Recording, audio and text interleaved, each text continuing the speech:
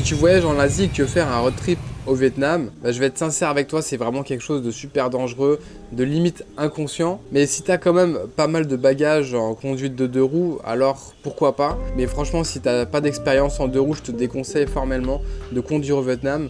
C'est hyper dangereux, le trafic est hyper dense, il est composé à 99% de 2 roues. Il y a des gens qui arrivent vraiment dans tous les sens et puis c'est vraiment anarchique sur les routes, c'est vraiment l'anarchie totale. Mais si tu veux quand même t'engager dans ce genre d'aventure, j'ai fait cette vidéo pour ça, pour te donner un maximum de conseils pour ton voyage en 2 roues au Vietnam.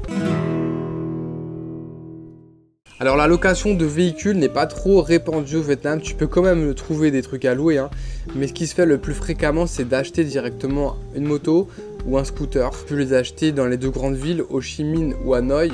Tu peux acheter ça vraiment partout, mais c'est vraiment plus simple d'acheter ça dans les grandes villes. Puis comme ça, si tu l'achètes à Hanoï, tu peux faire le Vietnam du nord au sud. Si tu l'achètes à Ho Chi Minh, tu peux faire le Vietnam du sud au nord. Et en fait, la géographie du pays se porte vraiment bien pour ça parce que c'est un pays très long et en bord de mer. Du coup, ça ferait à peu près 3-4 000 km à longer les bords de mer. Alors un scooter ou une moto au Vietnam, ça coûte entre 150 et 400 euros. Tu peux vraiment trouver quelque chose en très bon état à ce prix-là. Pour ma part, j'ai acheté un scooter de marque japonaise à 150 euros. Bon, certes, il avait 100 000 km. J'ai dû faire à peu près 1000 km avec lui, j'ai eu aucun problème. Alors, tu as 2 endroits pour acheter un 2 roues. Soit tu vas directement dans les concessionnaires, soit tu achètes ça sur des pages Facebook dédiées.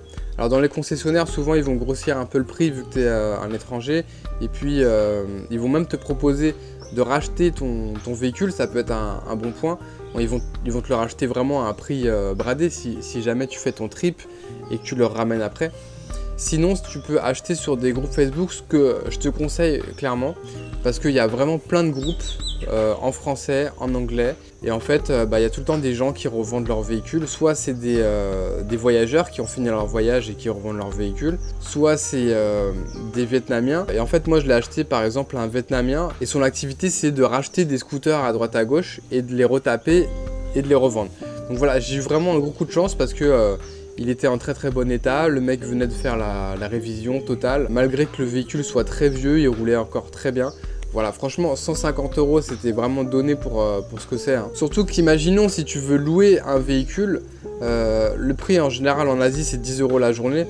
Voilà, au bout de 15 jours, c'est le prix d'un véhicule, tu vois. Donc c'est pour ça que c'est beaucoup plus intéressant d'acheter au Vietnam. Surtout que pour les papiers, c'est plus simple. Parce qu'en fait, on te remet une carte, ça s'appelle la carte bleue. Petite carte, voilà, qui fait office de carte grise. Et t'as pas besoin d'aller à la préfecture ou quoi que ce soit, elle n'est pas nominative. Faut juste la posséder. Quand tu achètes, par contre, vérifie bien que c'est bien la carte du véhicule que tu achètes. Normalement, il y a les numéros de plaque d'immatriculation qui sont inscrits sur le véhicule et sur la carte. Tu compares pour voir si c'est bien ça. Ensuite, je te conseille d'acheter un scooter ou une moto de marque japonaise parce que là-bas, ils vendent toutes sortes de trucs, dont des véhicules de marque chinoise. Et en fait, ça, c'est vraiment galère. Il y a tout le temps des problèmes avec ces motos-là ou ces scooters-là. Donc vraiment, essaie d'acheter un truc japonais, donc Honda, Suzuki, Yamaha, Kawasaki. Puis vérifie aussi que ce soit pas une contrefaçon parce qu'ils font aussi des contrefaçons de marque japonaise. Donc de toute façon ça se voit, c'est très fébrile comme véhicule. Donc si c'est une marque japonaise, tu vois, c'est assez costaud, c'est assez robuste. Compare avec des images sur internet au moment de l'achat ou même avant sur l'annonce. Sois sûr que ce soit un véhicule japonais, évite d'acheter des marques chinoises. Alors quand tu conduis dans les villes, tu verras, il y a beaucoup d'informations à traiter en même temps parce que les scooters se déplacent vraiment par vagues, par flux. Tu as un scooter devant toi, un à droite, un à gauche, un derrière et puis c'est la même chose tout autour de toi. Du coup, à ce moment-là, il faut vraiment avoir une conduite souple et décontractée. Il ne faut pas freiner brutalement et surtout, il faut se concentrer sur ce qu'il y a devant toi. Donc tu te concentres à suivre ta ligne, tu ne vas pas à droite ou à gauche, tu suis ta ligne et tu suis le scooter qu'il y a devant toi. Et tu te concentres très peu finalement sur ce qu'il y a derrière toi. Tu verras, les Vietnamiens, ils n'utilisent pas les rétroviseurs. Souvent, il n'y a pas de rétroviseur, il y en a juste un. Parce que leur règle, c'est de se concentrer sur ce qu'il y a devant eux. En fait. Donc c'est difficile parce que c'est pas ce qu'on a appris en France. En France, on regarde partout autour de toi. Mais là, c'est juste impossible parce qu'en fait, il y a trop d'informations à traiter. On est obligé de faire un choix et le choix, c'est ce qu'il y a devant soi. C'est le principal, c'est le plus important. Alors, n'hésite pas à utiliser le klaxon parce que eux, ils l'utilisent en permanence. Donc si tu as besoin de l'utiliser, utilise-le. C'est surtout pour signaler ta présence en fait. Quand tu dépasses par exemple, et fais un petit coup de klaxon pour qu'il sache où tu es, parce que c'est comme ça qu'il fonctionne là-bas, donc n'hésite pas à faire la même chose. Le klaxon dans les virages, au moment où tu arrives dans des intersections, pareil, signalise ta présence et n'aie pas peur de l'utiliser parce que de toute façon, tu verras, c'est la folie là-bas, tout le monde l'utilise très facilement. Donc si tu as un petit doute, utilise-le, voilà, ça coûte rien. Alors par contre au moment des feux rouges, tu verras en fait quand il y a un feu rouge au moment d'un gros croisement, tu peux quand même tourner à droite. Voilà, c'est ça partout en Asie en fait. T'as le droit. Alors c'est vrai que c'est logique en fait parce que quand tu tournes à droite, le seul risque c'est qu'une personne arrive, tu vois, du croisement à gauche, mais si c'est facilement contrôlable. Voilà, il n'y a pas vraiment de danger à ça. Donc ils le font. Et je crois que c'est même légal, hein, ça doit être dans le code de la route. C'était pareil au Cambodge, c'était pareil en Thaïlande et au Laos. Au niveau du permis, il y a beaucoup de sites web qui prétendent que le permis international et le permis français ne sont pas reconnus au Vietnam. Alors ça, c'était il y a 10 ans. Hein. Depuis, ça a changé. Le permis est reconnu, mais il faut présenter son permis international plus son permis. Et ça, c'est depuis 2014. Voilà, c'est reconnu, il n'y a pas de problème avec ça. C'est un petit peu confus sur Internet, mais là, l'information, elle vient du site de l'ambassade de France au Vietnam. Donc voilà, j'ai pas trouvé plus fiable comme information. Je pense que vraiment, on peut faire confiance à ça. Il y a quand même des doutes. Hein. Même aujourd'hui, il y a des gens qui disent qu'on ne peut pas conduire au Vietnam parce que le permis international n'est pas reconnu et qu'on pourrait avoir de gros problèmes avec son assurance en cas d'accident. Moi, j'ai pas trouvé ces informations officielles disant ça. Voilà, les seules informations officielles que j'ai trouvées, c'est ça, c'est que le permis international est reconnu. Du coup, il n'y a pas de problème sur ça. Donc voilà, faites votre demande si vous comptez voyager parce que ça prend quand même un certain moment. Ça prend à peu près 1 mois pour recevoir son permis international. Mais sinon, la demande, elle est rapide à faire. Elle est très rapide. Au niveau de la police, alors c'est un pays où il y a quand même pas mal de corruption. On peut vous demander beaucoup d'argent facilement. On peut vous prendre votre clé de véhicule ou votre passeport en otage. C'est ce que j'ai entendu dans tous les cas. Moi, j'ai pas eu d'histoire avec la police.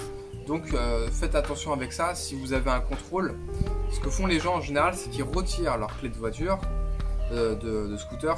Donc tu retires ta clé parce que le policier peut te la prendre et puis après te demander des thunes. Donc retire la clé avant lui et tu la gardes. Si tu dois lui montrer ton passeport, tu lui donnes pas, tu lui montres ton passeport.